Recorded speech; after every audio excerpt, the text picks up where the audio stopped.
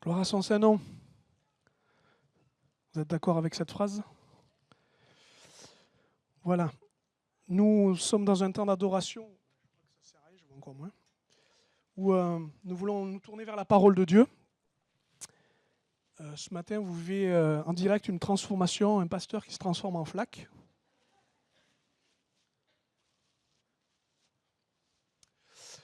Non, au-delà de ce trait d'humour, je ne voudrais pas qu'on se détourne du but de ce moment. Et se tourner la parole de Dieu. J'ai mis une chaise à mes côtés, non pas parce que je fais style ou parce que j'ai envie de changer de mode. C'est juste que j'ai une jambe qui me fait un peu mal et rester là. Donc je m'autorise à faire comme vous. Hein. Je vais m'asseoir de temps en temps. Ça vous va? Enfin, il vaut mieux que ça vous aille parce qu'il faut que je m'assoie de temps en temps. Hein. Voilà. Au-delà de ça, je suis béni de vous voir, béni de vivre ce moment de louange et de pouvoir à nouveau ouvrir la parole de Dieu avec vous. Et vous parlez effectivement de ce thème, une église visionnaire. Le mot vision est un mot très large et très compliqué à définir. Il revêt une multitude d'aspects et je ne voudrais pas consommer ce temps pour vous donner tous les détails de ce que non seulement le mot français veut dire, son sens, mais aussi de tout ce que la Bible dit dans tous ces aspects. Et donc, je vais me diriger dans tout cela vers un seul aspect. Je m'autorise à le faire, vers un seul aspect, c'est la vision de l'Église. Ou, qu'est-ce que l'Église a pour vision? Donc, c'est une vision collective et non personnelle. C'est une vision particulière parce que c'est notre Église, mais pas particulière parce que c'est ta seule vision. C'est donc un accord de cœur, d'esprit, qui permet de dire que nous sommes en train de regarder et de nous diriger dans la même direction. Ça va? Vous me suivez? Chaque Église réalise le grand mandat qui lui est donné. Chaque Église a pour même fondation Jésus, les enseignements, les versets qui constituent sa solidité et sa pérennité. Mais son expression, sa méthode, son développement vient de l'Église locale elle-même. Nous pouvons avoir des idées différentes, des envies différentes, des façons de faire différentes, mais une Église a besoin d'une vision commune pour faire un et savoir où elle va. Une vision est toujours fondée sur les principes généraux de la Bible, mais s'exprime avec l'ADN de l'Église. Voilà pourquoi il y a diversité d'églises. Alléluia! Mais qu'il faut qu'il y ait pour chaque Église une compréhension de sa vision et de sa réalisation.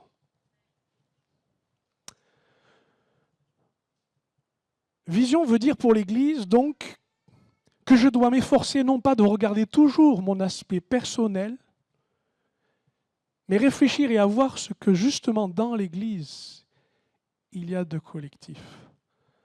Il faut donc que j'apprenne à me décentrer parfois et obéir à Dieu pour me rendre compte de ce qui est important dans ce qui se vit dans l'Église.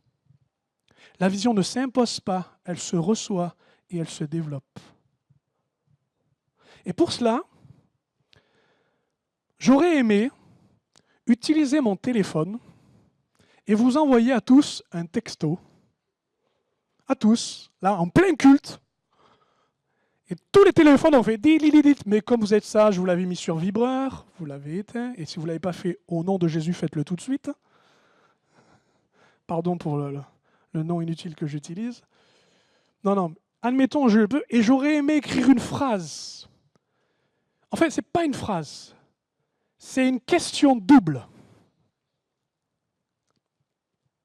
Et cette phrase que tu recevrais, ne regarde pas ton téléphone, c'est une imagination. Hein. Cette phrase, à moins que tu veuilles noter la phrase et que tu y réfléchisses et que tu l'as pris, Ça, je suis d'accord. À la rigueur que tu lises ta Bible dessus, d'accord. Mais après, tout ce qui est du reste... Bon, je reviens. Quelle église veux-tu vivre, virgule, et quelle église vas-tu faire vivre? Ou veux-tu faire vivre? Quelle église veux-tu vivre et quelle église veux-tu faire vivre? On réfléchit? Allez, j'y crois, comme ça je vais me reposer. Vous allez discuter à 2 ou 3 et juste donner l'impression, ne rentrez pas dans le vif du sujet, quelle impression ça vous donne cette question? Quelle émotion, non, ne rentrez pas dans la piste déjà de toute la réflexion, mais juste je voudrais avoir votre sensation. Est-ce que vous pouvez parler à 2 ou 3? Je vous donne 1 minute 30. Je sais, je vous déboussole un peu, vous m'excuserez. C'est les vacances, tant pis pour vous, je suis bien reposé, j'ai plein d'idées. Donc voilà, quelle impression ça vous fait si je vous dis, là vous avez reçu ce texto et vous êtes en train de parler entre vous, vous ne parlez pas du pasteur s'il vous plaît, vous parlez de la question. Et vous dites, tiens, quelle drôle de question. Si vous avez dit, Dieu ça m'étonne, j'ai pas compris. En fait, parlez-en. Quelle église veux-tu vivre et faire vivre? Je vous laisse 1 minute, allez.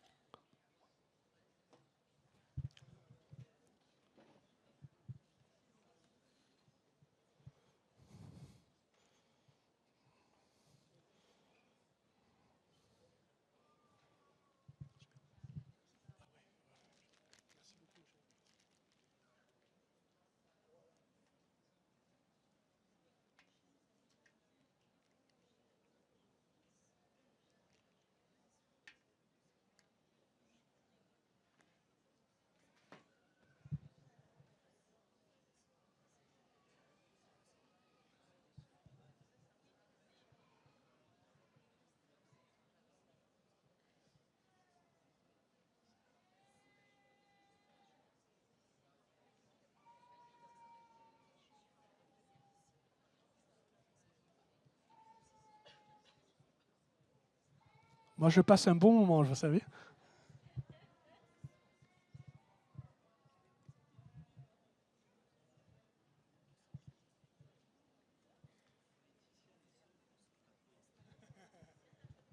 Il y en a qui réfléchissent avec eux-mêmes.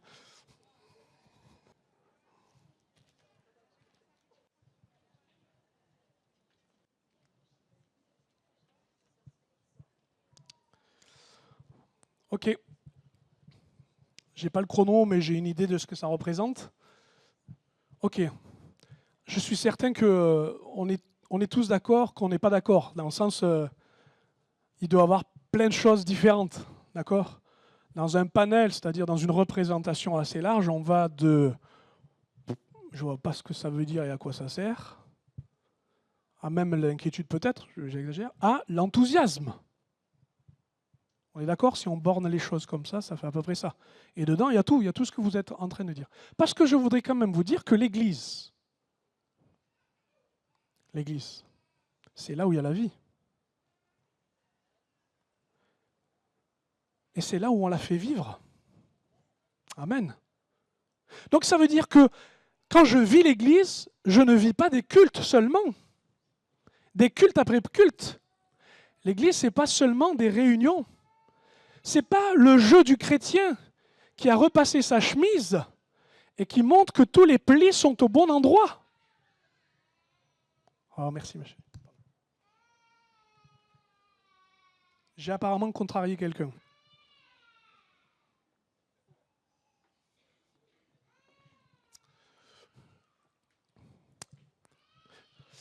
L'Église Mon Plaisir a besoin que sa vision soit claire. Soit claire parce qu'elle ne donne pas tous les objectifs, elle donne l'intention. L'intention. En fait, quand on parle de vision, quelle qu'elle soit, mais aussi pour l'Église, elle répond à 2 questions. Où allons-nous et pourquoi nous le faisons? Où allons-nous et pourquoi, puisqu'on y va, on le fait? D'accord ? Quand l'année dernière, nous avions parlé de la vision, nous avons mis un objectif, une mission. Nous disions, nous voulons ouvrir l'Église pour que la vie soit donnée aux nouveaux. Et donc, pourquoi nous avons fait ? Parce que nous avons laissé le parking aux nouveaux. Nous avons aménagé des entrées, nous avons favorisé la sécurité.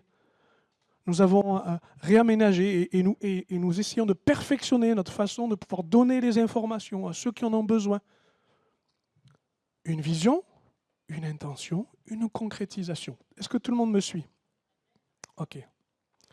En fait, la vision, et pour l'Église, c'est l'image de l'avenir que nous percevons et vers laquelle nous voulons nous diriger. Et vers laquelle... Parce que oui, l'Église n'est pas sur une pente toute seule ou sur une montée où tranquillement les choses vont se faire. Non, non, non, non. Elle a besoin de savoir vers où elle veut aller et ce qu'elle veut vivre. Parce que lui, Dieu, il l'attend et il le sait. La vision, c'est faire un constat. En fait, il y a deux sentiments mêlés. C'est pour ça que c'est compliqué. Il y a deux sentiments. Il y en a un, c'est celui de notre état. C'est de faire l'inventaire de ce qu'on est. Et c'est douloureux. C'est douloureux, hein, parce que je ne sais pas vous, mais il faudrait que ce soit différent, soit mieux, que ce soit... Et en même temps, il y a l'enthousiasme et l'intérêt et l'envie de voir ce qui est devant. Et de se dire, c'est vers là qu'on veut aller. Et tant pis si c'est dur, et même si c'est vers là-bas qu'il faut aller. Voilà pourquoi la vision est intéressante et elle est importante. En fait, elle est basée sur la vérité, mais elle veut transcender la réalité. Ça va ? C'est ce que je viens de dire. Je fais le constat de ce qui est. C'est la vérité. Mais par contre, c'est la vérité, pardon. Mais je veux une autre réalité. Je veux aller vers une autre réalité.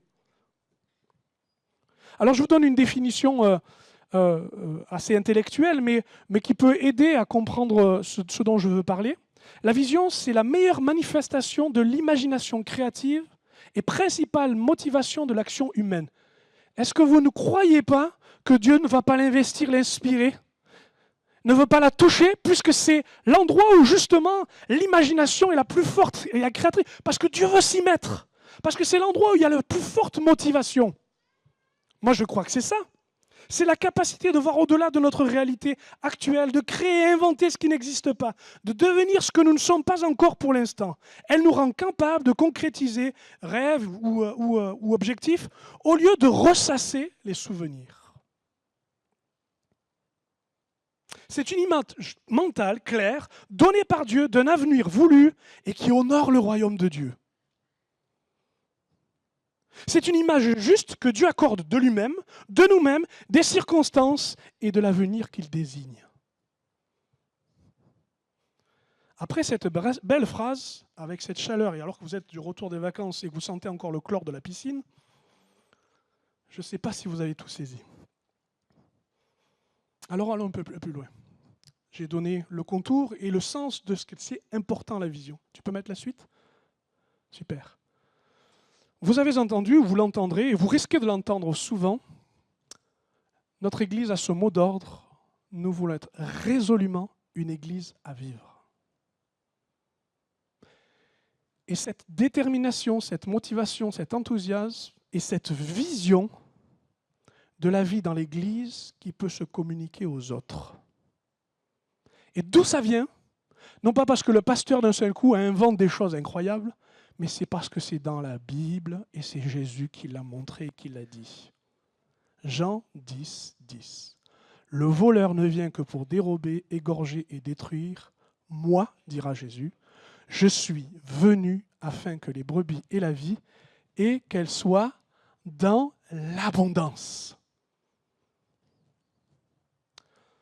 Quand je lis ce verset, c'est un feu d'artifice.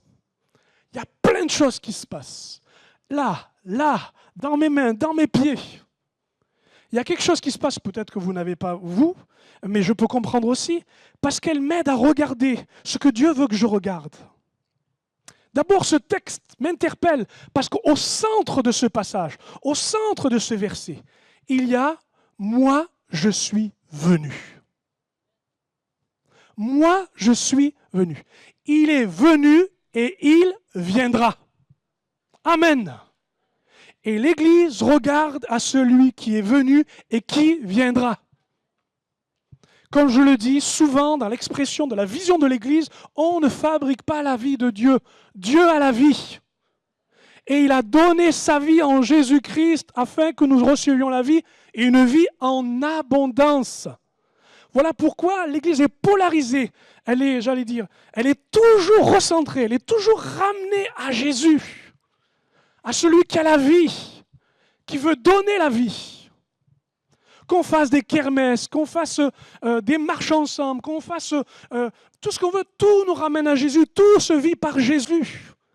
Voilà pourquoi ce verset m'attire, parce qu'il articule ce que nous sommes en train de voir. Le voleur et les brebis en abondance, mais au centre, il y a Jésus. Me direz-vous, mais pasteur, ce sont des évidences. Non. Parce que parfois nous oublions que s'approcher de Dieu est une urgence, est un besoin, que tout doit être permis pour ceux qui ont besoin de s'approcher de Dieu, qu'ils puissent le vivre. 1. L'Église regarde à celui qui est venu et qui vient.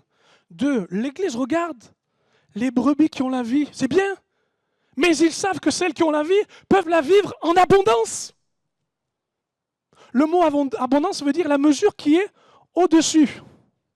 Le rang qui va plus loin.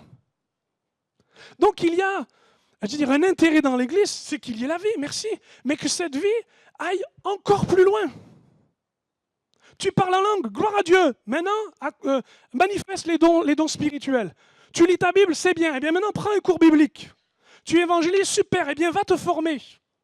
Plus loin, parce que la vie d'abondance, elle ne cesse de se renouveler. Elle ne cherche qu'à renouveler. Amen.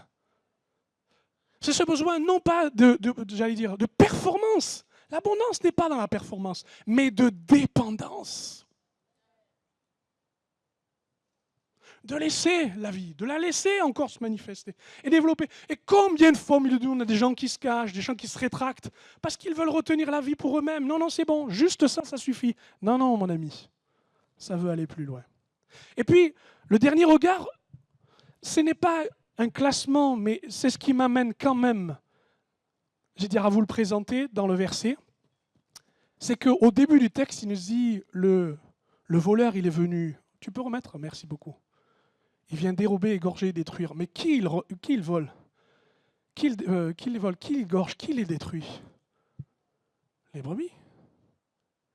Mais lesquelles? Celles qui n'ont plus de berger. Celles qui n'ont jamais eu de berger. Celles qui ne savent même pas qu'il y a un berger. Et donc, l'Église regarde à celui qui vient. Elle regarde à tous ceux qui ont, mais qui pourraient avoir plus. Et elle regarde à ceux qui n'ont rien et qui ont besoin de la vie. Qui ont besoin de la vie. Voyez-vous, son regard n'est pas triple. Mais, il est enchaîné, successif. Regardant à Jésus, je regarde à mon frère. Et parce que je regarde à mon frère, je regarde au perdu. Et sans cesse, l'Église est renouvelée dans sa vision. Parce que par ce verset, je me rends compte que c'est là où je ne peux pas me perdre. C'est là où je sais pourquoi je suis ici. Je sais à quoi ça sert d'être là. Ma vision est claire. Même si les méthodes changeront, même si on fera un culte d'une façon ou d'une autre, peu importe. Je m'approche de lui, je reçois la vie et je donne la vie.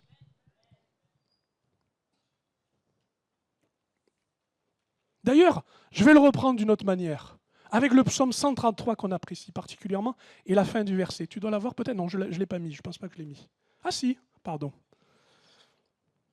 Vous connaissez tous, ou à peu près, ou vous le lisez avec moi. Voici où qu'il est agréable et qu'il est doux pour des frères de demeurer ensemble. Et la fin, puisqu'il y a 2 versets au milieu, c'est là que l'Éternel envoie la bénédiction, la vie pour l'éternité. Amen. Tu peux... Ouais, super.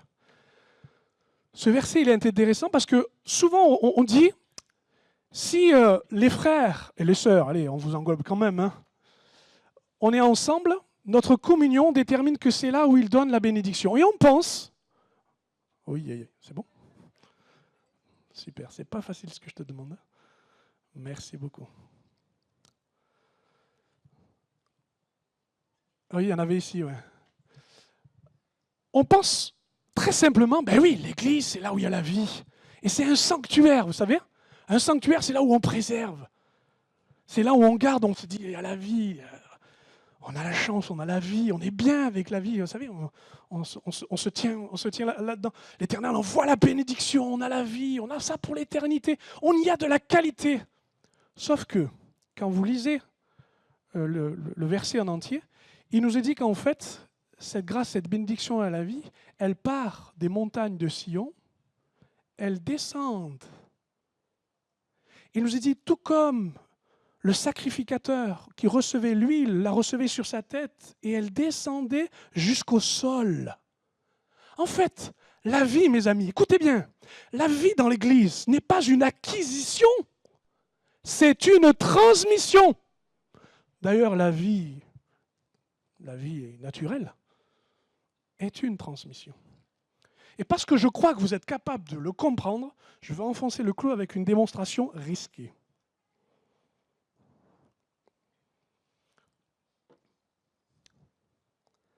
Voici la source. Jésus est la vie. Et si je vide, si je penche ce vase et que je verse, je n'ai pas la faculté de renouveler l'eau, mais je sais que cette source ne se videra jamais, ne sera jamais tarie. Alléluia. Jamais. Parce qu'il accorde la vie éternelle. Et dans le mot éternité, il n'y a pas que la durée, il y a aussi la qualité. Ok.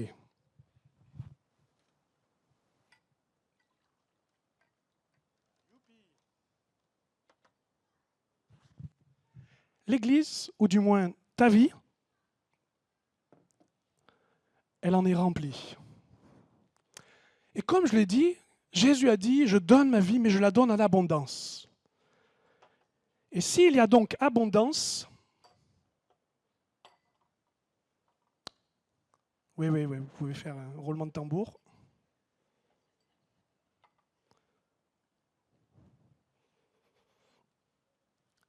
S'il y a abondance,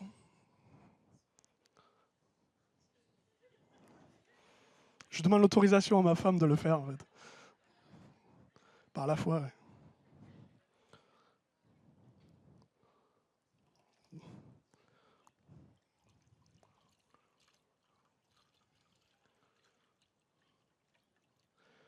Vous comprenez le schéma?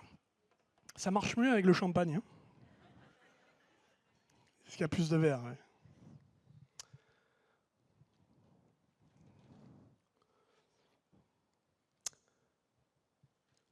La vie, alors, ne peut pas rester simplement dans une vie ou dans un lieu. Elle a besoin de se répandre dans les autres vies.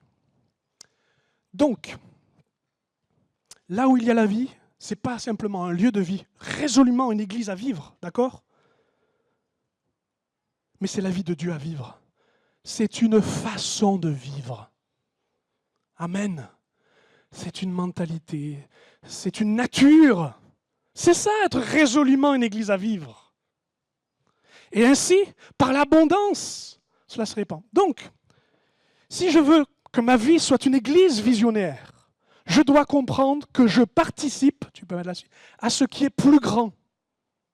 Plus grand que ma propre vie, plus grand que ma propre mesure, plus grand que le contenant que je suis. Alléluia. Connaissez l'histoire de cet homme qui allait à la pêche? Et tous les autres pêcheurs étaient jaloux de lui parce que je ne sais pas ce qu'il avait, mais lui, quand il pêchait, il sortait des poissons, mais énormes. Sauf que là où les autres pêcheurs ne comprenaient pas, c'est qu'il rejetait son poisson. Plus il était gros et énorme, plus il le rejetait. Je dis, mais ça a quelque chose qui ne va pas. Je dis, nous, on essaie déjà d'avoir une prise. Et toi, quand tu l'as, et en plus que c'est du beau et du grand poisson, tu le jettes. Et l'homme de dire, oui, mais ma poêle est trop petite.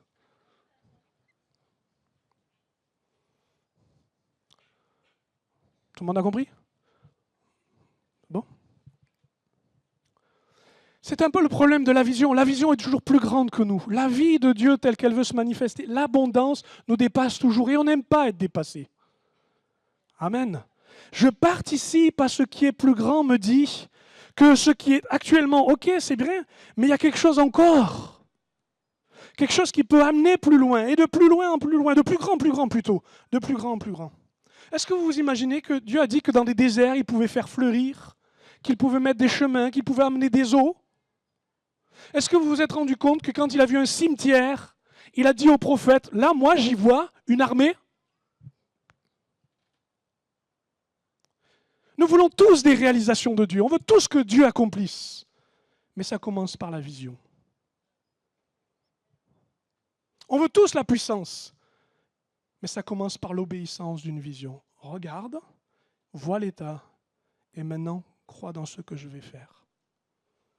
Qui veut dire amen à ça, s'il vous plaît? Dites-moi, quand vous voyez une pierre par terre, vous ne pouvez pas vous imaginer que ça va devenir un temple. Moi, je ne peux pas. Moi, je vois qu'une pierre nue. Mais l'architecte, lui, il voit le bâtiment. Il a le plan. Il voit toute la science dans la pierre qui dit c'est elle. Comme Jésus dira, sur cette pierre, je bâtirai mon église. Quelle vision! Quelle vision! Alors oui, remplis ta vision de ce qui ne va pas, de ce qui ne te plaît pas. Remplis ta vision de ce que tu veux.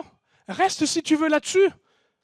Mais le problème, c'est que tu vas trahir l'abondance de Dieu. Et tu vas l'amener ailleurs. La vision qui nous amène à ce qui est plus grand, elle désigne un espoir. Mon frère, ma sœur, la vision nourrit notre espoir.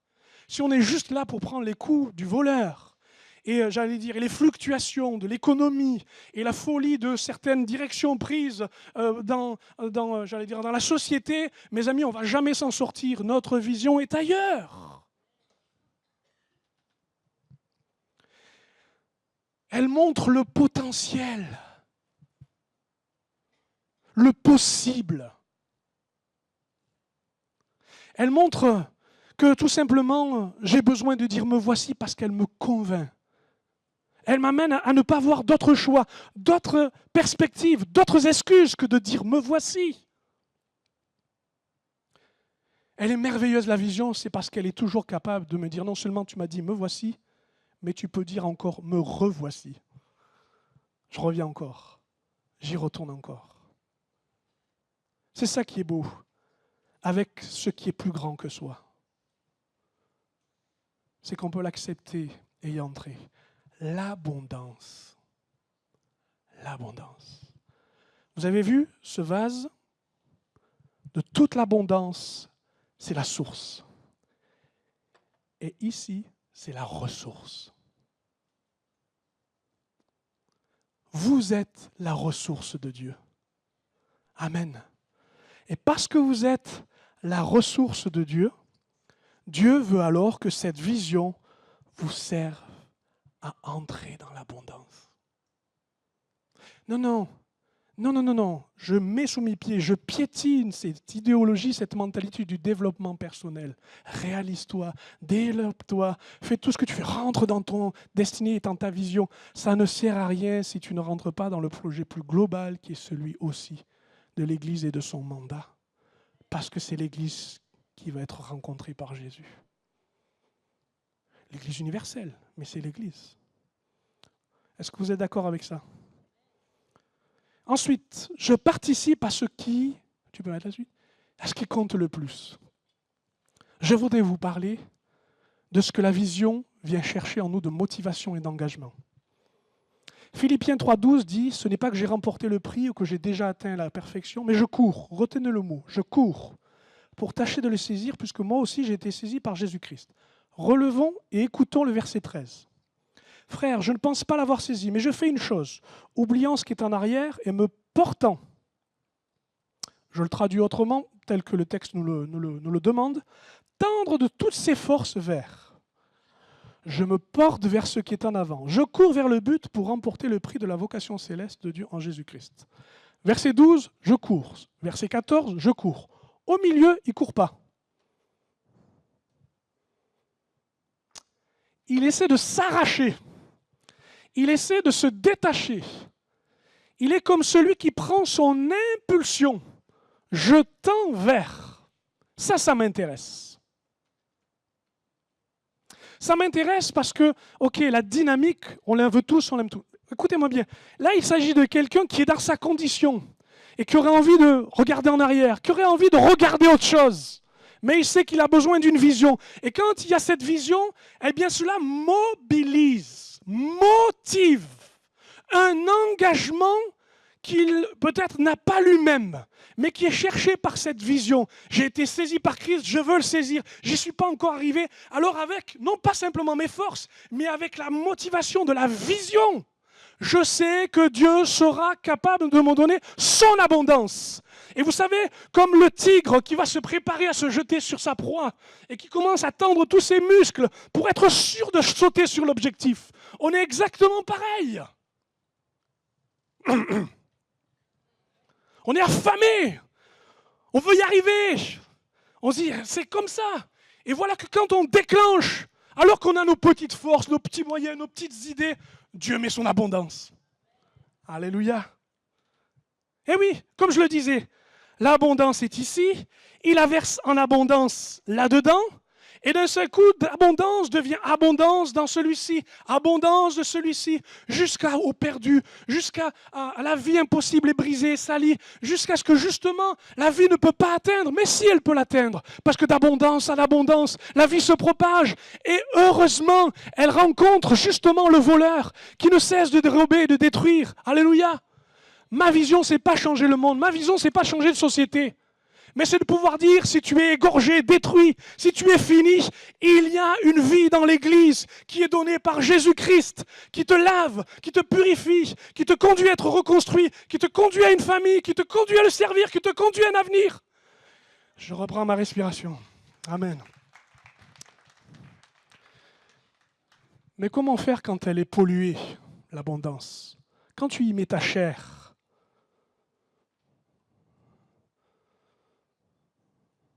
Je vais mettre tout le... Quel est le risque? J'aurais dû la tester avant. Hein. Je triche. Quand la vie coule et qu'elle se propage, quand elle fait lien de la vie de Dieu à la vie du croyant, à la vie des autres, quand la sève circule comme le cep le donne au sarment et le sarment aux fruits, s'il y a infection, s'il y a défection, c'est-à-dire qu'on se retire et qu'on ne s'investit plus, où est la vision? Où est l'abondance? Où est le but? Alors, on survit. On ne vit plus. On vit sur la réserve, mais on ne vit plus dans l'abondance.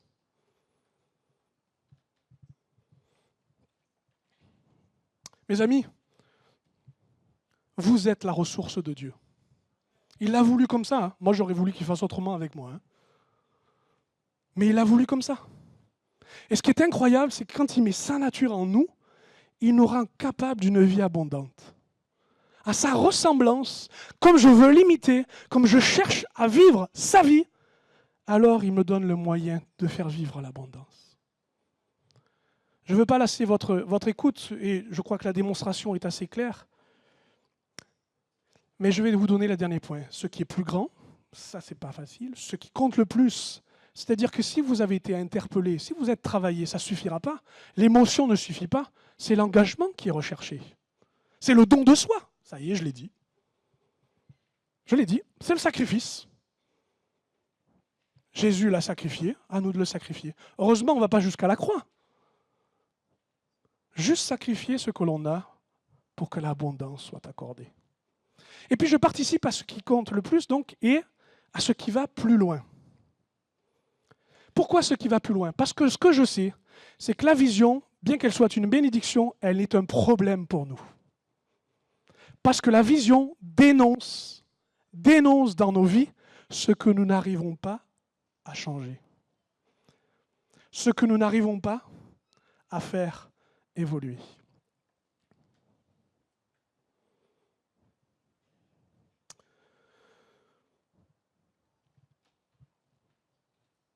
Un aigle a été élevé parmi les poulets. Et les poulets, j'ai rien contre eux, hein, mais les poulets, ils regardent le sol. Parce que c'est du sol que se trouve la semaille pour se nourrir. Est-ce que vous êtes d'accord avec ça?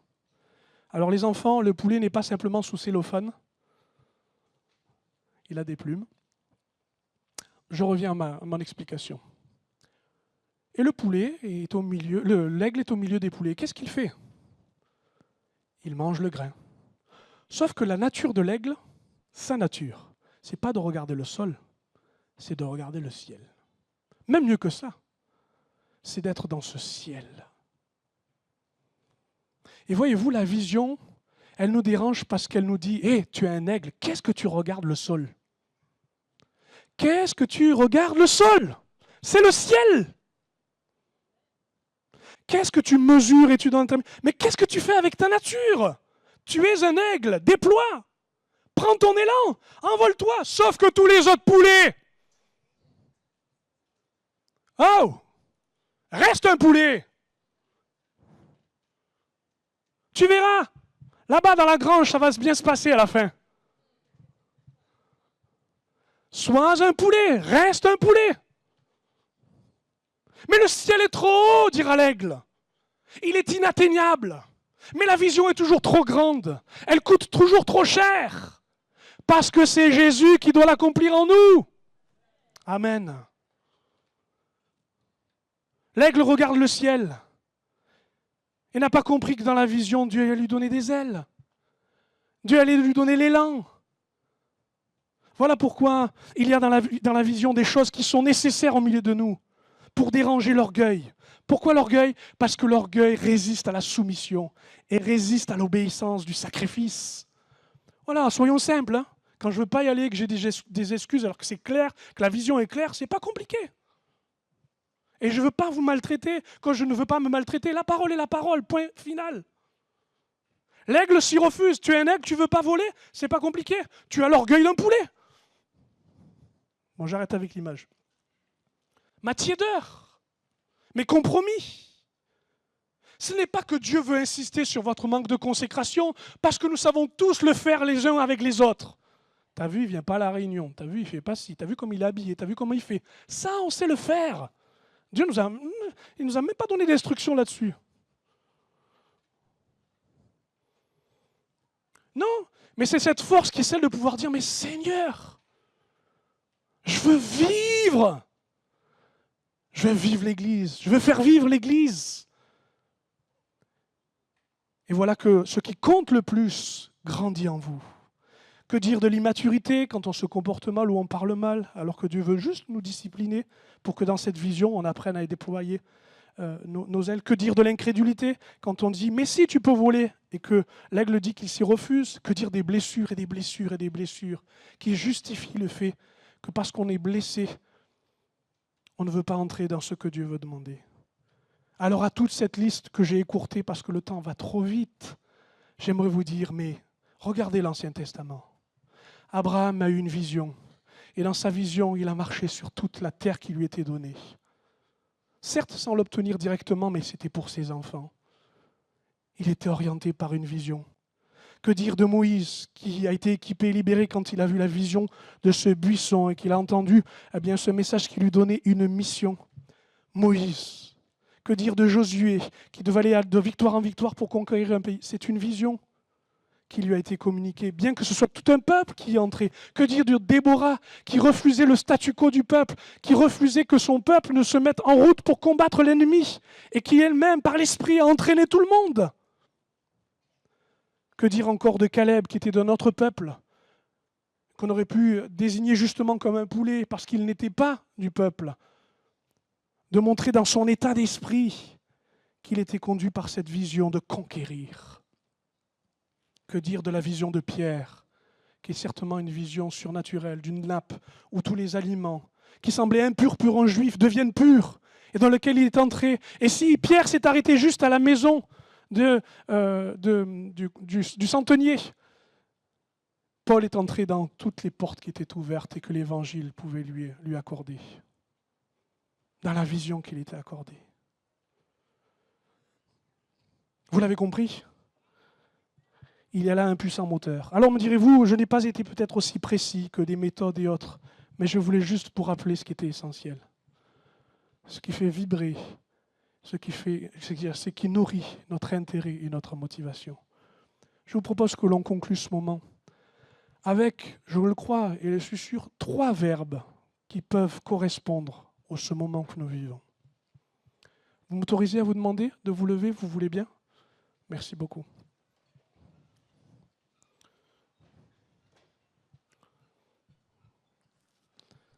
c'est le mot unir. Unir. C'est le mot grandir. C'est le mot bénir. Je voudrais solennellement te demander, à toi qui es là, malgré peut-être toutes les attentes que tu as de Dieu pour qu'il te parle et qu'il t'encourage, je voudrais que tu considères cela parce que c'est là où Dieu veut t'amener à ce qui est plus grand, à ce qui compte le plus, à ce qui va t'amener plus loin pour lui. De pouvoir dire, Seigneur, cette année, je veux vraiment m'unir à toi, être uni à toi. Et je veux que si c'est dans l'église dans laquelle tu es ou celle que tu iras, peu importe, l'intérêt c'est que si tu es ici, Seigneur, accorde-moi de m'unir et que rien ne vienne diviser et ôter. Tu as perdu tes forces, tu as perdu ta propre motivation, tu as perdu ta consécration. Dieu te redonne cette vision. Tu as besoin peut-être cette année d'être sérieux, vraiment sérieux.